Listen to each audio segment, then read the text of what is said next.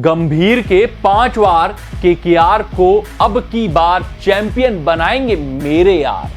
जी हां, बात करें कोलकाता नाइट राइडर्स की तो कोरबो लड़बो जीतबो रे, कोरबो लड़बो जीतबो रे। और यही सिलसिला आईपीएल 2024 में जारी है। हर मुकाबले में लड़ाई लड़ती हुई टीम दिख रही है और हर मुकाबले में जीत अर्जित करती हुई दिख रही है, वो भी धमाकेदार अंदाज में, जानदार तरीके से, शानदार तरीके से। और लखनऊ सुपर जायंट्स के खिलाफ जो विजय पाई है कोलकाता नाइट राइडर्स ने, ये समराइज करता है कि इनका आईपीएल 2024 का संस्करण कैसा गया है।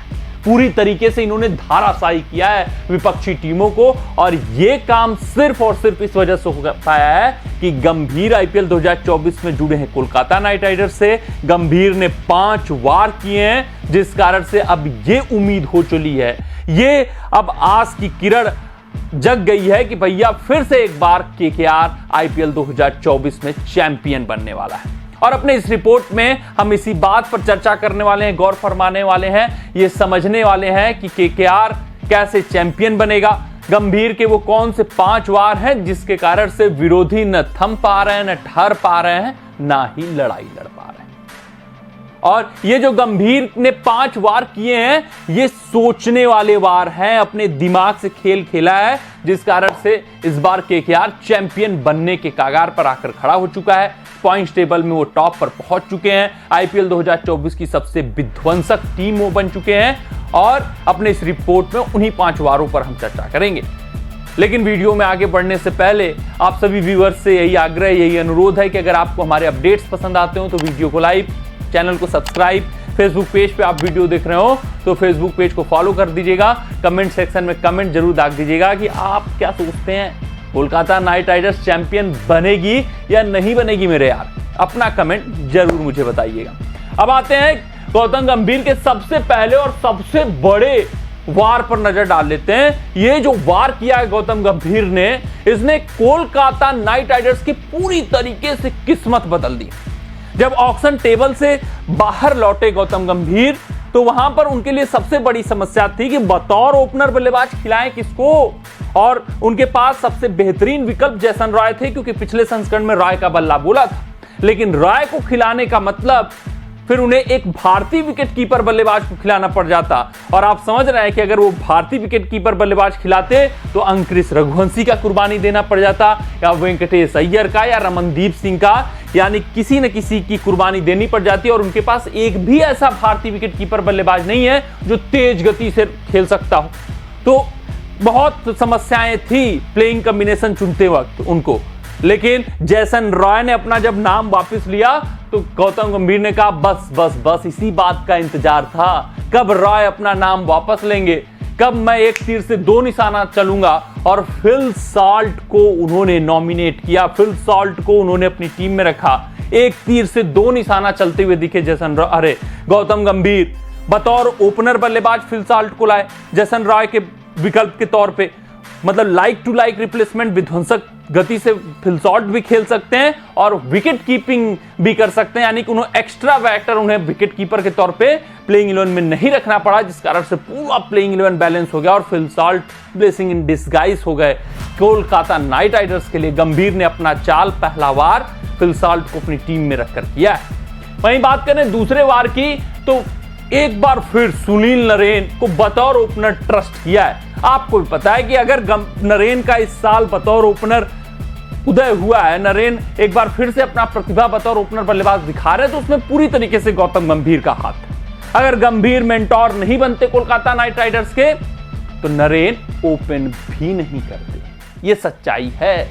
तो नरेन का जो उदय हुआ है बतौर ओपनर, सिर्फ और सिर्फ गंभीर की कारस्तानी है। नरेन बतौर बल्लेबाज विलुप्त हो गए थे जब से गंभीर ने केकेआर की कप्तानी छोड़ी थी। उसके बाद नरेन को बहुत से पोजीशन पे ट्राई किए गए, लेकिन फिर जब एक भी पोजीशन पे उनका बल्ला नहीं चला तो फिर उनको बहुत नीचे डिमोट कर दिया गया था। पिछले संस्करण में तो 8-9 पे आते थे और कभी बल्ला उनका पिछले संस्करण में बोला नहीं था, लेकिन इस संस्करण में चढ़कर बल्ला बोला है।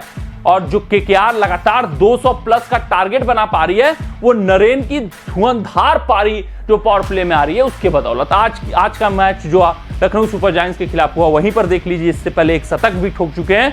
तो नरेन को ओपन कराकर इन्होंने एक बार फिर से भैया कायाकल्प बदल दिया।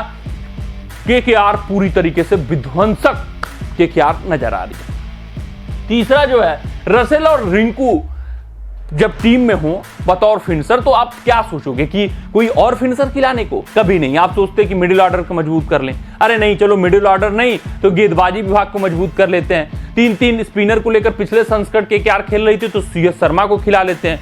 इन्होंने कहा नहीं, रिंकू है ठीक है, रसेल है ठीक है, रमनदीप सिंह भी मुझे इस टीम में चाहिए।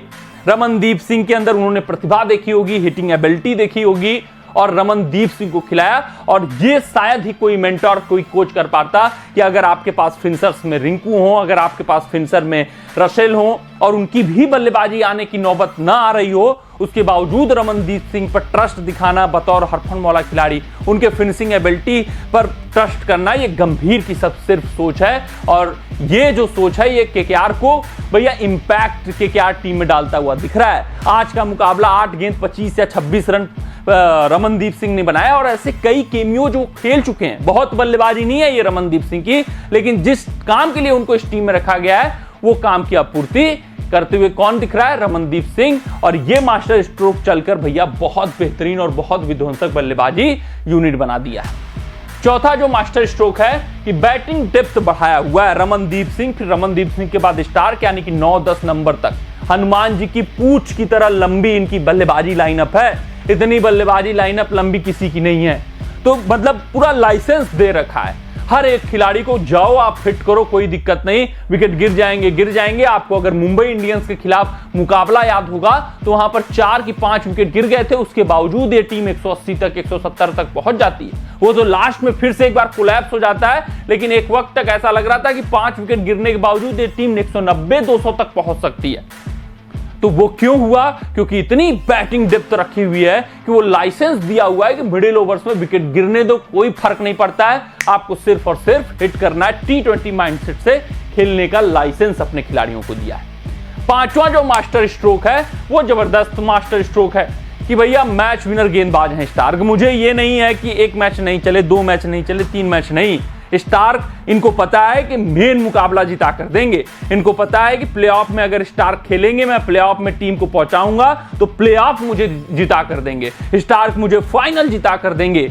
और जो मुकाबला कोई आम गेंदबाज नहीं जिता कर देगा वो मिचेल स्टार्क जिता कर देंगे। मुंबई इंडियंस के खिलाफ 170 वानखेड़े की पिच पर डिफेंड करके मिचेल स्टार्क ने दिखाया, 4 विकेट निकाल कर दिखाए। तो ये जो भरोसा उन्होंने स्टार्क के ऊपर जताया हुआ है, ये भी अपने आप में मास्टर स्ट्रोक है। और कोई टीम रहती तो मिचेल स्टार्क अब तक बेंच पर बैठे रहते, पानी लाकर ढो रहे होते, लेकिन लगातार उनको मौके देना और बहुत भयावह प्रदर्शन रहा है मिचेल स्टार्क का इस संस्करण में, लेकिन उसके बावजूद ट्रस्ट करना गंभीर का मास्टर स्ट्रोक है। और ये जो 5 उन्होंने वार किए, ये दिखा रहा है, ये हमें समझा रहा है, ये हमें बता रहा है कि भैया इस बार फिर से केकेआर चैंपियन बनेगी। और सच पूछें तो आईपीएल 2024 में चैंपियन बनने की हकदार सिर्फ और सिर्फ एक ही टीम नजर आ रही है, वो कोलकाता नाइट राइडर्स, क्योंकि दिल खोलकर उन्होंने खेला है, बहुत बेहतरीन बल्लेबाजी करते हुए नजर आ रहे हैं। गेंदबाजी भी अब उनकी उतनी बेहतरीन होती हुई जा रही है। कमेंट सेक्शन में कमेंट जरूर दाग दीजिएगा कि आपके हिसाब से केकेआर इस बार चैंपियन बन सकती है या नहीं बन सकती। मिलते हैं अगले रिपोर्ट में, तब तक आप अपना ध्यान दें, सुरक्षित रहें, स्वस्थ रहें, मस्त रहें। जय हिंद, जय भारत। अगर ये वीडियो आपको पसंद आया हो तो इसे लाइक और शेयर करें, और क्रिकेट से जुड़ी अन्य जानकारियों के लिए हमारे चैनल को सब्सक्राइब करना ना भूलें।